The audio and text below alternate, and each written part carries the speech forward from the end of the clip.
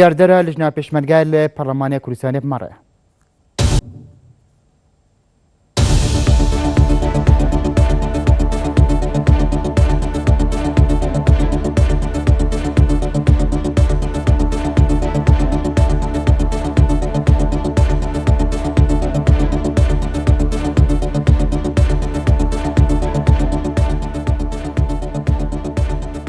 ئەفدەمێتە باش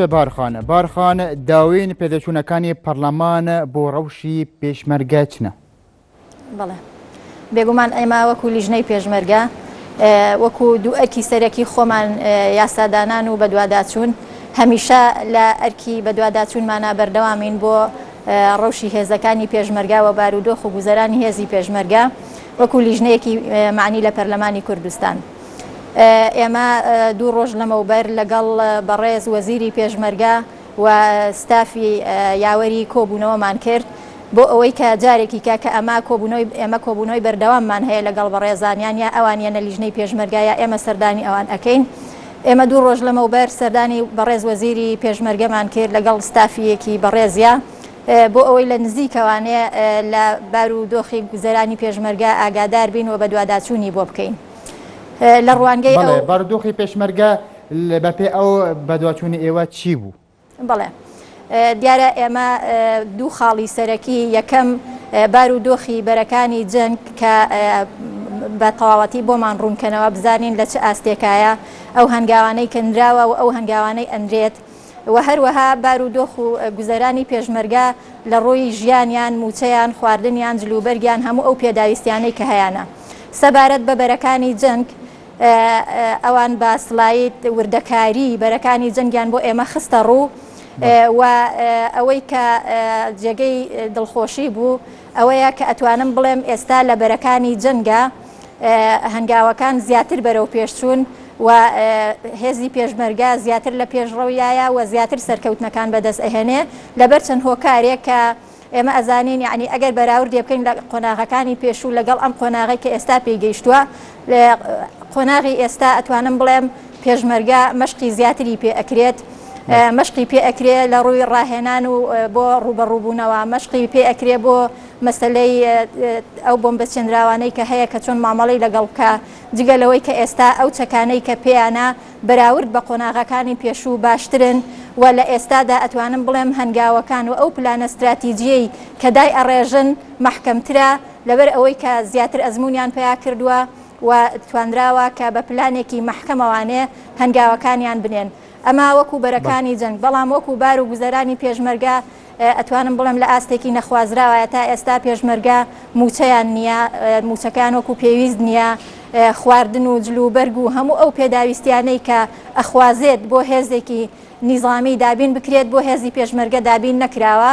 و هەروەها سەبارەت بە بەرەکانی جەنگ وەکو باسم هەنگاوی بەرەو پێشچوون هەیە کی لەوە بەرپرسە کە جلوبەرگ و پێدەویستی لەشکری بۆ پێشمەرگە دابین نەکرێت. لە ڕاستیە ئەمە دوو هۆکاری سەرەکی هەن یعنی دوو فاکتەری سەرەکین کۆمەڵێ فاکتەریان فاکتەری بابەتین و کۆمەڵێ فاکتەریان فاکتەری ناوخۆین ئەوەی پەیوەستە بە فاکتەرە دەرەکیەکان ئەوەیە کە ئێمە ئەزانین ینی هۆکاری بابەتی وای کردووە لەبەرەوەی کە ئێمە لە قەیرانێکی دارایی این ئێستا لە هەرێمی کوردستانە کە ئەمە کاریگەری زۆری کردوتە سەر بارودۆخ و گوزەرانی هەموو هاوڵاتێک لە هەرێمی کوردستانەوە بە تایبەتی هێزی پێشمەرگە کە لە بەرەکانی جەنگان و هەروەها ئەو شەڕە نەخوازراوەی کە ئێمە ڕوبەڕووین لەگەڵیا بێگومان لە قۆناغی شەڕە لە وەزعی شەڕە هەموو فاکتەرەکانی ژیان ئالۆزی تێ ئەکەوێت و ئاراستەکەی بە ئاراستەیەکی باش نییە بە تایبەتیش لە بەرەکانی جەنگا کە پێشمەرگە ڕوبەڕوون ئەمە دوو فاکتەری سەرەکین کە یعنی بەرپرسن لە دۆخەکە کە ئەتوانم بڵێم یعنی هۆکاری بابەتین هەمومان لە بەردەمیا یعنی لە بەردەمیاین و لە ئەستۆی هیچ کەسێکمانانیە چونکە ڕوبەڕوومان بۆتەوە بەڵام کۆمەڵێ هۆکاری ناوخۆیی هەن کە ئێمە پێویستە هەنگاوی بۆ بنرێت ئەویش ئەتوانم بڵێم فاکتەری سەرەکی ئەو حکوومەتە و ئەو دەسەڵاتە سیاسیەیە کە ئیدارەی هەرێمی کوردستان ئەکات کە ڕەخنەی جددیمان لەم بوارەیە هەیە لە حکوومەتی هەرێمی کوردستان کە هەنگاوەکانی جددینین و ناتوانێت خزمەتی هێزی پێشمەرگە بکات و ئەو کەم و کورتیانەی کە هەیەە ئێمە وەکو لیژنەی پێشمەرگا وەکو موسسەسەیەکی بەدواداچوون ڕۆژانە کەم و کورتیەکان کە پێشمەرگە پەیوەندیمان پێوە ئەکات و ئێمە ئەی چەند هۆکاری ناوخۆیی هەیە کوردستان بەڵام لە ڕاستیە بە هۆکارەکان کرد ئەو هۆکارانەی چنە کە ناوخۆینە بەڵێ ئەوە ئێستا ئاماژە بەوە ئەدەم بۆ بەڕێزت ئەوەیە کە ئیرادەیەکی سیاسی حەقیقی نییە بۆ خزمەتکردنی هێزی پێشمەرگا و بۆ خزمەتکردنی هاوڵاتیان بەگشتی و ئەو وەزعی کە لە هەرێمی کوردستانە هەیە کە نەتوانراوە هەنگاو بەرەو چاکسازی بنرێت و لە هەندێک کێشەی دەسەڵات و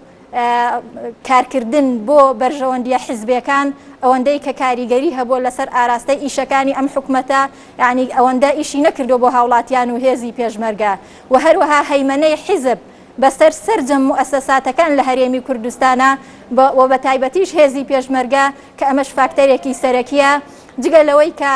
هەندێ هەنگاو هەیە کە پەیوەستە بە سەلیقەی ئیدارەی سیاسیەوە کە پێویستەکە حکومڕانان لە هەرێمی کوردستانە هەیان بێ بەداخەوە ئەڵێم لەبەر ئەوەی زۆربەی ئەوانەی کە ئیدارەی هەرێمی کوردستان ئەکەن لە وەزیرە بەڕێزەکان و لە بەڕێوەبەرە گشتیەکان هەمووی بە ئەعتیبارات یعنی زۆرینەی بە ئەعتیباراتی حیزبی دانراوە نەک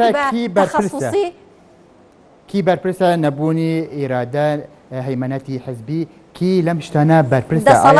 دەسەڵاتی سیاسی لە هەرێمی کوردستانە بەرپرسە بە تایبەتی ئەو حیزبانەی کە ڕێژەی زۆریان هەیە لە حکومڕانیە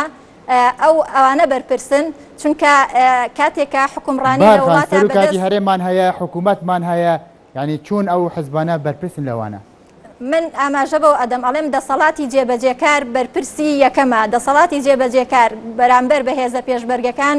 دوو دەستگای ئەساسیە کە یەکەمیان سەرۆکایەتی هەرێمە دووەمیان حکوومەتی هەرێمی کوردستانە و لە ناو حکوومەتی هەرێمی کوردستانە نیشاوەکو لایەنێکی معنی وەزارەتی پێشمەرگەیە ئەمانە بەرپرسی یەکەمن سەبارەت بە سەرۆکایەتی هەرێم دیارە سەرۆکایەتی هەرێم هەندێک بڕیاری دەرکردووە کە ئەویش وەکو پێویست جێبەجێ ناکرێت بەڵام ئایا کە ئەو بڕیارانەی سەرۆکایەتی هەرێم جێبەجێ ناکرێت ئایا نابێت سەرۆکی هەرێم بێتە سەرخەت و بڵێ ئەم بڕیارانە بۆ جێبەجێ ناکرێت و لێپێچینەوە و لێپرسینەوە بکات کە ئەتوانم بڵێم بڕیارەکان جێبەجێ ناکرێت بەڵام لە هەمان کاتا چاوپۆشی لێ ئەکرێت لەلایەن سەرۆکایەتی هەرێمەوە و هەروەها حکوومەتی هەرێمی کوردستان کە ئەتوانم بڵێم ئەو بڕیارانەی و ئەو یاسانەی کە لە پەرلەمانی کوردستانەوە دەرئەچێت وەکو پێویست جێبەجێی ناکات ئێمە سەبارەت بە هێزەکانی پێشمەرگە بڕیاری ژمارە 19مان دەرکردووە کە ئەتوانم بڵێم هەنگاوی زۆر جددی و گرنگن بۆ بە موسسیکردنی هێزی پێشمەرگە و بۆ باشکردنی بارودۆخی هێزی پێشمەرگە بەڵام ئەو بڕیارە جێبەجێ ناکرێت و ئیرادەیەکی سیاسیش نییە ئێمە سەبارەت بە جێبەجێکردنی کەمتر خەمن بۆ بانکی پەرلەمان ناکەن بێگومان ئێمە سەبارەت بە دەستگای جێبەجێکردن وەکو حکوومەتی هەرێمی کوردستان کە لایەنی معنی وەزارەتی پێشمەرگەیە کە ئێمە ئەتوانین بڵێن بە دوواداچوون ئەەکەین بۆ ئەرکەکانیان بەردەوام بووین ئێمە لە بە دوواداچوونمان بۆ ئەرکەکانی خۆمان چەندین جار وەزیری پێشمەرگە و لایەنی پەیوەندیدار تەنانەت یەکەکان بەرپرسەکانی یەکەی هەفتا و هەشتاشمان بانگهێشتی پەرلەمان کردووە جگەلەوەی چەندین جار ئێمە خۆمان سەردانی وەزارەتمان کردووە بەڵام لە هەمان کاتا ئەتوانم بڵێم لەگەڵ ئەو بەدواداچوونانەی ئێمە ئەیکەین لەگەڵ ئەو فشارە زۆرەی کە ئێمە ئەیکەین بەڵام هێشتا وەڵامدانەوەکە سستە ئەمە پەیوەستە ئەمە پەیوەستە بەو ڕۆتینیاتە ئیداریەی کە لە هیچ بەرهەمەک هەیە بۆ ئەو بەدواداچوونی ئێوە بەڵێ هیچ بەرهەم هەیە لە ڕاستیە ئەتوانم بڵێم یعنی جێی دڵخۆشی نییە یعنی بەرهەمەکەی زۆر کەمە ئەوەی لەگەڵ ئەو فشارە زۆرەی کە ئەیکەین لەگەڵ ئەو هەوڵە زۆرەی کە ئێمە لە لیژنەی پێشمەرگە ئەیدەین بەڵام ئەتوانم بڵێم بەرهەمەکەی کەمە ئەوەش پەیوەستە بە هۆکارە بابەتەکان و ئەو هۆکارانەی کە باسم کرد لە هەرێمی کوردستانە بە تایبەتی ڕۆتینیاتی ئیداری کە باڵی کێشاوە بەسەر جەم موسساتە بۆیە ئێمە لە ئێستاە وەکو لیژنەی پێشمەرگە جەخت لەوە ئەەکەین و فشارەکانی خۆمان زیاتر ئەەکەین بۆ ئەوەی کە ئیسیسنایەک بۆ هێزی پێشمەرگە بکرێت ڕاستە هەرێمی کوردستان قەیرانی دارایی هەیە ڕاستە شەڕ هەیە نابێت ژیانی پێشمەرگە وابەستەی ئەو هۆکارە بابەتیانە بکرێ و هەر بەو شێوەیە بەردەوام بێ چونکە پێشمەرگە لە بەرەکانی جەنگا مەیدانی ئەجەنگێت و هەرێمی کوردستان ئەپارێزرێ بۆیە ئەبێ ئێمە داوامان ئەوەیە چ لە سەرۆکایەتی هەرێم چ لە حکوومەتی هەرێم کە ئیسیستا بۆ پێشمەرگە بکرێت هاوڵاتیانی تر ئەگەر قبوڵی ئەوەیان کردووە کە بارودۆزەرانیان بەو شێوەزە نەخوازراوە بەردەوامی هەبێ هێزی پێشمەرگە لەبەر ئەوەی مەیدانی لە بەرەکانی جەنگایە ئەگەر خۆشی قبوڵی بێت لەبەرەوە وەزعەکە خۆی قبوڵ ناکە کە هێزی پێشمەرگە لە بارودۆخێکی ئاوا نەخوازراوە بێت. چارەسەری بە پەلە چیە کە ئێستا پێشمەرگە لە شەڕن و پێویستی بە چاکسازی هەیە چارەسەری بە پەلە چییە؟ چارەسەری بەپەلە ئەوەیە کە ئیرادەیەکی سیاسی حەقیقی لە هەرێمی کوردستانە هەبێت بۆ هەنگاونان بۆ چاکسازی و هەنگاوی عملی ئەوەیە کە بڕیاری ژمارە 19 تەفعیل بکرێت لە بڕیاری ژمارە 19 خاڵێک هەیە کە بۆتە هۆکار بۆ ئەوەی کە ئەو بڕیارە جێبەجێ نەکرێت ئەویش پەیوەست کراوە بە کۆتایی هاتن بەم قەیرانە داراییە. ئێمە لە پەرلەمانی کوردستان چەند پەرلەمانتارێک داوای هەموارکردنەوەی ئەو یاسایەمان کردووە کە ئەو بڕگەیە لا ببرێت کە پەیوەست کراوە بە قەیرانی دارایی بەڵکو ئەو خاڵەوا لێ بکرێت بڵێ ئەبێ سەرجەم خاڵەکان جێبەجێ بکرێت. بۆیە هەنگاوەکان ئەوەیە کە ئەبێ سەرۆکی پەرلەمان ئەو پرۆژە یاسایە کە پەرلەمانتاران واژۆیان کردووە بە زووترین کات خوێندنەوەی یەکەمی بۆ بکات بۆ ئەوەی کە بتوانین هەنگاوی بۆ بنین بخرێتە بواری جێبەجێکردن ئەمە وەکو پەرلەمان